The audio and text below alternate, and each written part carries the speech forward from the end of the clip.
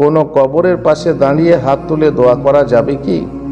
কবরের পাশে আসলে জিয়ারতের নিয়ম হলো প্রথমে আসসালামু আলাইকুম আহলা দিয়ারে মিনাল মুমিনিন যে দোয়া আছে আম কবরবাসীর জন্য, কবরস্থানের লোকেদের জন্য, সেই দোয়া পাঠ করে আপনি আপনার আত্মীয়র কবরের পাশে দাঁড়িয়ে কেবলামুখী দাঁড়াবেন।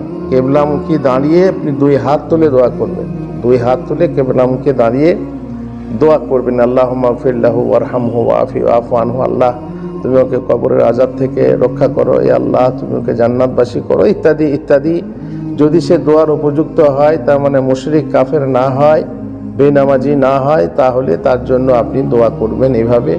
তারপরে হাত নামিয়ে নেবেন, তারপর আপনি চলে আসবেন। আশা করি ব্যাপারটা বুঝতে পারবেন।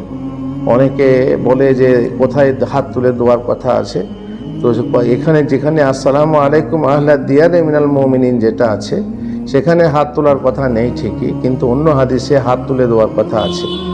আপনি কবরস্থানের পাশ দিয়ে যাবেন, তখন আপনি ওই দোয়াটা পড়বেন, তখন হাত তুলে দোয়া করার কথা নেই। কিন্তু আপনার নির্দিষ্ট আত্মীয় বন্ধু কবরের পাশে গিয়ে তার জন্য দোয়া করবেন, তখন আপনি কেবলামুখী, কবরের মুখে না, কেবলামুখী হয়ে আপনি দোয়া করবেন আপনার আত্মীয়ের জন্য, যেমন বললাম হাত তুলে।